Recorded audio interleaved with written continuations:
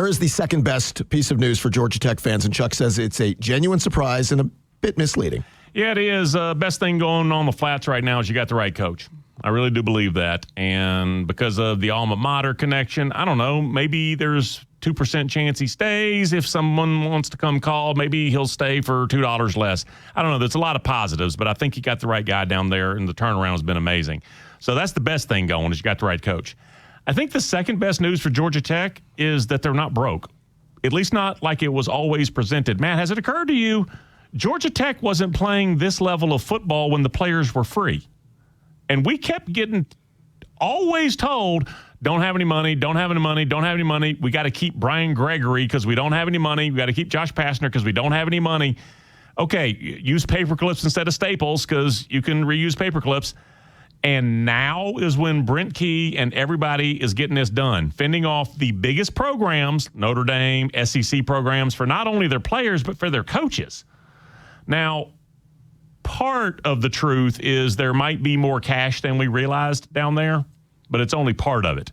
The truth is that we haven't been mistaken completely. It's not like they're Ohio State down there, but apparently there's more money than we had always been told, or they found it, they unearthed it. I don't know. Maybe people at Texas Tech were always told, we don't have money for athletics, and then suddenly they do. The other part that is present, in addition to maybe they've unearthed some cash, is Tech really does have to be better in their eval and then in their pitch of the resources they have, the program.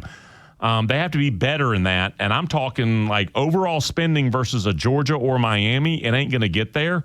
So while there appears to be more money, don't lose track of the credit here. Tech still has to do top-notch job in eval and pitch. And apparently that's what they're doing. So it's not just money. I don't know what's going to happen the rest of the way. They're 5-0. And if we just stopped right here, I've given you guys the numbers. If you listened to the show the last couple of weeks, Georgia Tech getting to 5-0 is a rarity. It just is. I mean, it's happened a few times, but I've given you the years when it has. So when I bring this up, I'm not bringing it up to tweak anybody, I promise. Brent Key's getting attention other places. Like, he's being talked about. Now, probably from places that they don't know if you're a media member that he was a Georgia Tech guy. But when you start thinking about job openings and you look for coaches who have done good jobs at places where you think you can pick them off, the Georgia Tech head coach is going to be mentioned. It's why George O'Leary was all the buzz, no pun intended, for Notre Dame. We got into this discussion the other day, off the air, about Brent Key and if Alabama ever opened. And it was pretty, like, passionate on both sides. No, he doesn't leave Georgia Tech. They pay him enough and he stays. Fair opinion. What if, though, Alabama, who pays in the $10 million range for their head coach, I think we looked it up and Brent was making 2.9, if that number was right. He's making more now, though. Is he? What's he up to? I'm going to check that. I don't want to say wrong, but he was one of the lowest paid. He got a raise. Check me, Brent Key's salary. Gephardt, add this to unfinished business. No, we don't have to wait for it because I'm just curious now of what the update on Brent is. 4.1. Okay, 4.1. Yep, you got the raise in December. Okay. Let's say Alabama, it just doesn't work with Jalen DeBoer. They start calling. They're going to call Brent. He coached on Saban's staff. They're going to call him. Double your pay, you leave. Well, that's the point, right? That if they're willing to pay 10 and Georgia Tech's like, we can pay 6. I mean, if we scratch and claw and get all the coins out of the couch cushion, we can get to 7.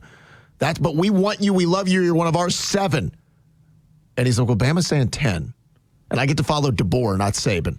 It's a serious conversation that I don't know how you turn down Alabama, even if Georgia Tech is home for you.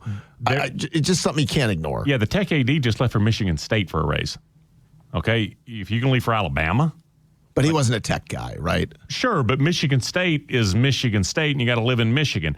If you could be the head coach at Alabama, it's hard to turn it down. It doesn't take it. You don't have to money whip somebody to take that job. If it's way more money and it's Alabama, there are rarities like Jim Grobe in sports. There are rarities like David Cutcliffe. It happens, but the reason I can just give you those two is they're exceptions to the rule.